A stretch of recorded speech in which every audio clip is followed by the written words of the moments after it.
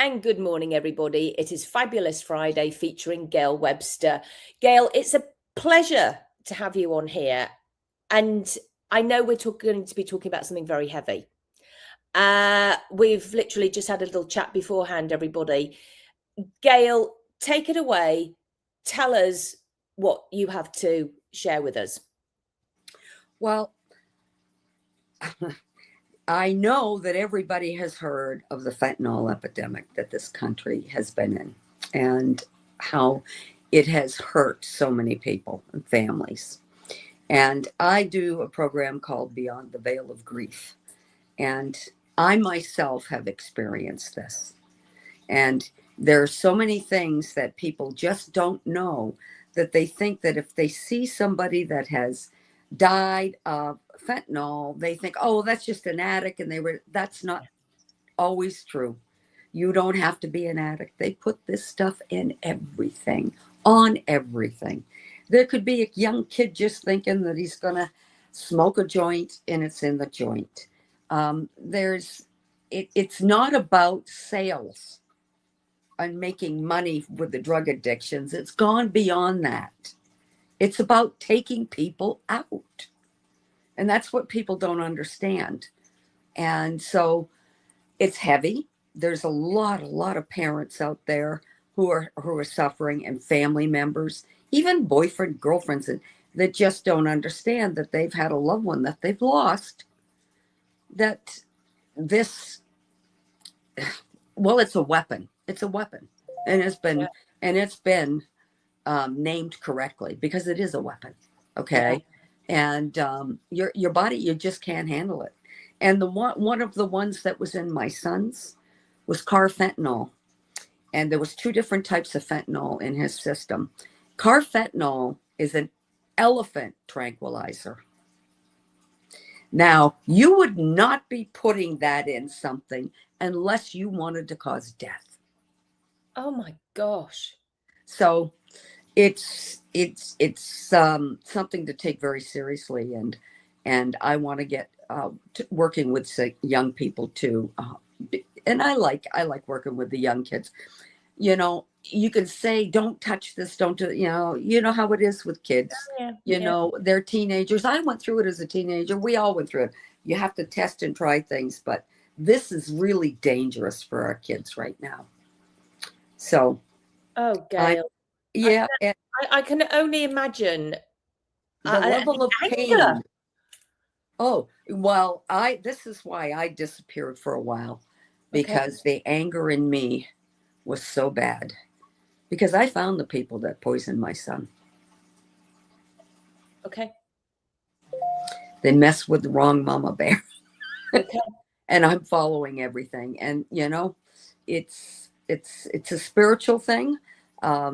I was able to work with another hypnotist who helped me with, it's not forgiving because they deserve forgiveness. It's forgiving because I deserve the peace. Okay. Yeah. That's right. Yeah. And, when we cross over, I've been doing spiritual work my whole life. Yeah. Okay. I live and breathe it every day. Yeah. Okay. So between the meditation, the mediumship, the readings that I do, the shamanic work that I do, the hypnosis, and I love doing all these things, because I do find the good in everything that happens. And my son's death will not go swept under the rug. No. And he will be honored. He was weak. They targeted him. There's a whole story. It's in my book. Okay. I haven't published it yet, but it's coming. I'm waiting for a couple of more pieces. But my joy in my journey right now is to help, because I follow a lot of stuff I'm watching. The parents, the guilt,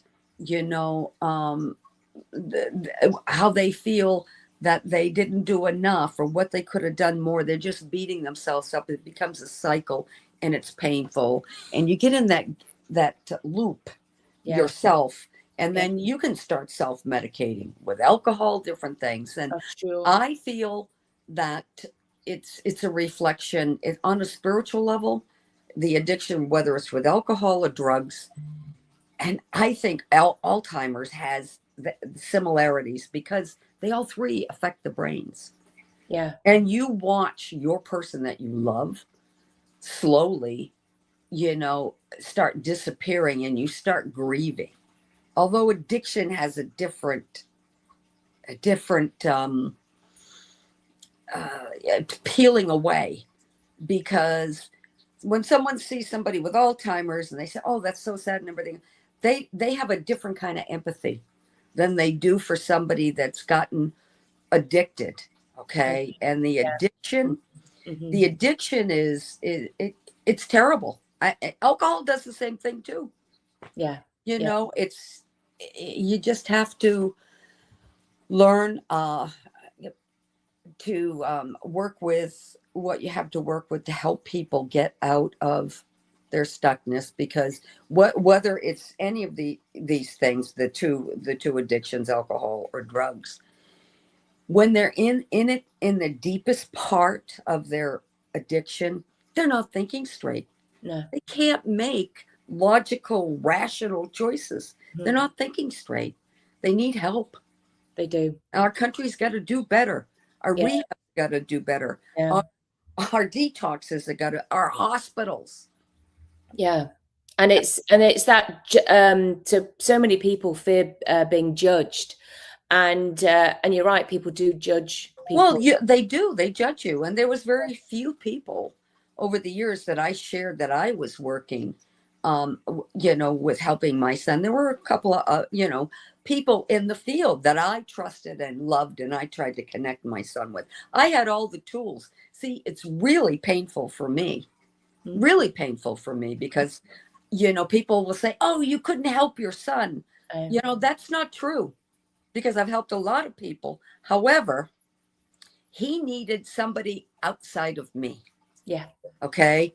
And I couldn't take that personal, although I did everything in the book, everything that's in textbook, everything everybody told me. I got beat up.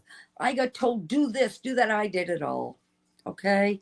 It's, so I can understand the pain that these parents feel. Oh, yeah. Or even spouses that Yeah. have tried working. It's a hard one. Oh, But it we got to is. do better with the rehabs and the detox centers, because, and even AA, the I'm going to say the percentage of people that stick with it is not high. There's a lot of relapses. Okay. And it's because, well, it's kind of like predators know where to go prey, right? They know where to go to find somebody to get them back on something, because they themselves can't do it, or they just want somebody to party with, or they want to sell them drugs. So they're everywhere.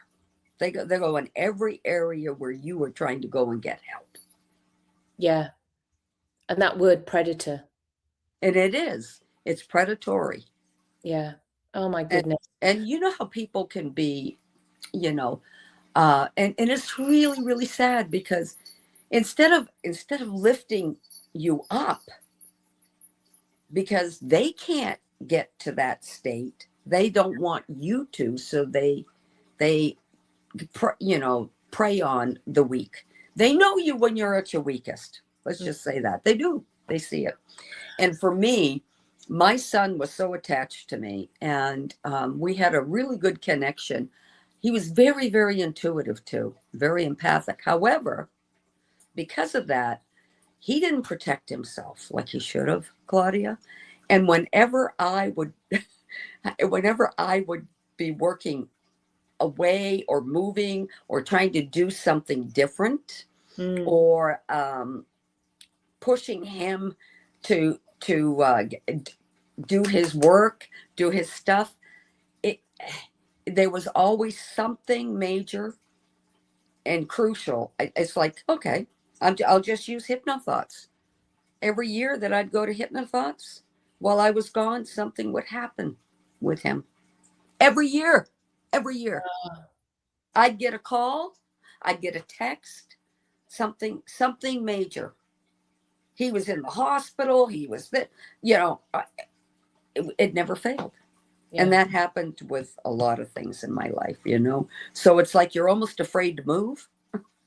Because if you move, because he was so attached to my energy, you know, he had a haunting voice on me. So he needed you to ground him. And I can't help but see this metaphor. Absolutely. You're sat there, Gail, and I can see the metaphor.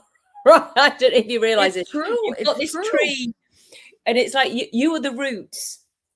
And he couldn't, if you like, necessarily blossom without. And you know, we're so connected, Claudia, that when the EMTs were going to pick up my son, the same time that they were picking him up, I was texting him, "Where are you?" Oh my God. I didn't sleep all night. I'm sure. I can, yeah. And I have. He was supposed to be going to an friends. AA meeting. Yeah. Oh. Okay. I have friends who this has happened to. It's just it is Heartbreaking. Yeah, heartbreaking. And so we've got to start raising the vibration of love too, because they want us sad, they want us crying, and they want us hurting. And in fear. And we got to break through that. Okay. Because the only thing we take with us, Claudia, when we leave this planet is love. That's the only thing we take with us. Yeah. So Gail, I can hear that passion. Okay. You have passion and purpose. Absolutely. Written all into this. And you've got a program, haven't you? And you're yes. training it at HypnoThoughts Live this year on the Thursday, the 16th. Yes. So tell it, it's a 1-day workshop. It's a 1-day workshop. So tell me more about it, because you're going to be training hypnotists how to help the parents. It's what is it called? Okay, it's called Beyond the Veil of Grief. Okay. And helping, you know, with this particular thing, because let me tell you, you probably never run out of clients right now. Because it's bad. It's bad. But through hypnosis, guided soul work, energy healing, spiritual communication, what you're going to learn is how to understand the unique emotional patterns of the addiction related loss. Yeah. Okay. How do I know? I've been through all of it. And, you know, I also connect because I'm very empathic with people. I have been connecting with everything on this. And so there's a lot of work that I've done on this. We're going to use trance and visualization to reconnect with peace, love, and forgiveness. Forgiveness is part of the program too. Even though they may not deserve it, you do. Yeah. Release the guilt and the illusion of what could have been, because it doesn't. Of course, I got a cat going to come help us. Perfect. And receive messages from energy, from spirit in a safe, sacred way. Transform the pain into purpose and open the heart up and align. So, you know, we're going to be doing like a circle. I'm also going to be doing a shamanic meditation, hypnosis, whatever you want to call it. Some people call it meditation. Some people call it hypnosis. But we're going to be doing the workshop on that, teaching you that for them, how to get back in touch. Okay. You know, so Gail, so somebody taking your workshop, could they then do that learn how to do that for group work? Yes, absolutely. Perfect. Yeah. Because I think a lot of people are wanting to, well, how can I do this? You you might obviously will want to do it, be able one-to-one, but is there a possibility that they can then do groups? Absolutely. Because the more of us that are out there lifting this heavy energy, because that's what they want. That's what they want from us. Well, it's the camaraderie. That's right. You know, because we have to lift it up. We're not forgetting our lost ones, loved ones. I'm also going to teach you how to. I'm going to do a medium meditation that they can do themselves to connect to their loved ones and I'll also be giving that in the workshop too. Nice. They're going to Okay, so it's the shamanic work of bringing back the pieces that got shattered, okay, which is what it is. And I do want to say something here, and this is for all the moms, because we're the ones that are able to say this, okay, because we've carried the child, we gave birth, we have their DNA in our body the rest of our lives, because they became merged with us and became part of us. So they're always with us here. They are. Absolutely. So we carry our babies with us all the time. All the time. Yeah. Yeah. Thank you, Gail. Thank you for sharing that. Honestly, so anybody who is at HypnoThoughts, and you feel a calling for this, then please definitely check out Gail's workshop. And not sure how I can necessarily follow that, but I can with my bunny talk. I've got that. Oh no, I love your bunny talk, because that's love. That's connecting with kids.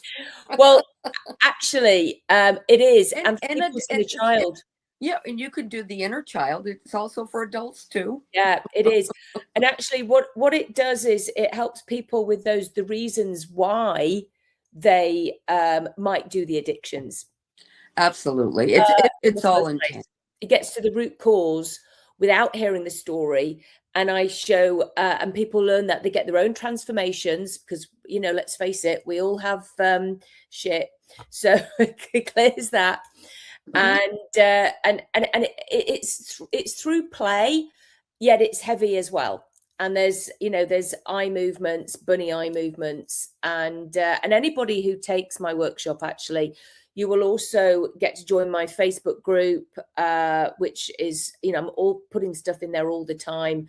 But also you will get to join the online one that I'm doing in September, the 2-day online workshop, as an added bonus. Mm-hmm. So, because I want good bunny talk practitioners, I want them to feel that they can, I can really do this. In fact, you can do it from the 2 days, but it's like, well, how might they then be able to do it with somebody if they do want to do it online? Well, then you can learn it online as well. I actually always see all my children in person, because I prefer to. I've got 1 or 2 online, it's fine, but for my littles, I prefer it in person, because we're on the floor. And that's why when you're learning the bunny talk process at HypnoThoughts, it is like, as I say, live.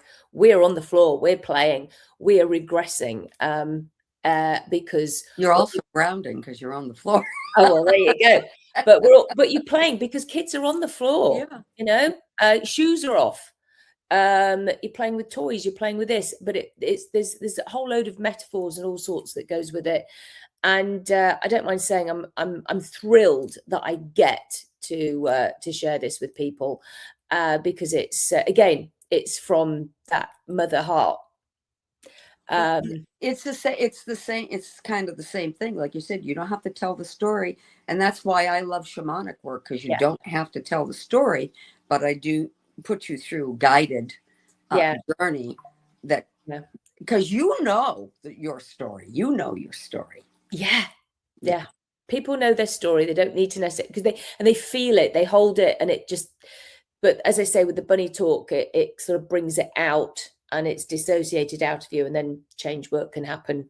Then it changes how the story is seen and how you tell it. Yeah, and they redraw it, redo it, and it's it's anchored in. So that's right. I know I'm excited. I mean, there's a lot more to it, obviously, than just a quick synopsis. I think it's probably about one of the hardest things I've ever tried to explain, because it's like I have to show it. It's like, show me, Well, that's kinesthetic. I'm kinesthetic too. So I like to I have to put my hands on things, touch things. Mm-hmm. I'm a feeler. Not that I can't read and watch and listen to things and learn, but when I touch it, it's in there. Yeah. Yeah, same here. If anybody's wearing anything furry or fluffy or whatever it is, I go, do you mind if I touch you? Yeah. It's true. Yeah. It's energy. There you go. There you go. We're both the same. Yeah. I love it, Gail. Thank you for being on here. I really appreciate it and sharing that passion with us. And we're going to have your links in the comments anyway, so that if anybody wants to get in contact with you around this, because I know you can help a lot of people. You've been doing this for years. I will be doing a Facebook group for this too. Are you? And yes. Yeah. And as I say, sadly, I know people who have gone through this. Yeah. Well, it's heavy. It's heavy work. That's why you gotta stay in the love vibration and do some comedy. Well, we do. We both do comedy. That's right. This as well. That's right. That's one of the biggest reasons I got into it years ago, is because of the work that I was doing. So because I am so empathic and I'm so connected, it's draining. I'm like, I gotta do something that makes me laugh. Yeah. Raises the vibration and keeps it growing. Yeah. Because it's like, and laughter is the best medicine. Absolutely. It's like, because when you can bring that into your sessions, which I do in all of mine, then it's then it can clear it. So yeah, we need that back in our lives, because it's the one wonderful thing that humans do have, is a sense of humor. I gotta tell you something really cute. When I was in school at HMI in Tarzana, California, that was a long time ago, Claudia, 2006, right? And I used to drive into Tarzana every day and attend in person. But there was one of my teachers, and he was able to trance me out pretty good. And he would start off and pretend he was going somewhere else, but he was actually, gearing towards me. And the minute I felt that, I'd start laughing, and I couldn't stop laughing. Then he'd start laughing, and I'd start laughing, and then I was gone. Because it was like the minute I felt that I was going, I was like, oh shit, here I go. and I would go down. So it's a pretty good feeling. Oh yeah. And we're both able to do that for people with them. We guide, and and so can a lot of our colleagues. So it's That's why we always have such good time together. We do when we feeling each when we get in the conferences. Oh dear. I love you, Gail. Thank you for being on. Love you too, thank you for watching, everybody. And you were one of the first persons that sent a message to me and said, Gail, I'm so sorry, and I'll never forget that. Okay. Talk to you later, girl. All right. Take care. Bye. Thanks for watching, everybody. It's goodbye from me, Claudia Rickard, and it's goodbye from Gail Webster. Take care, everybody. Bye.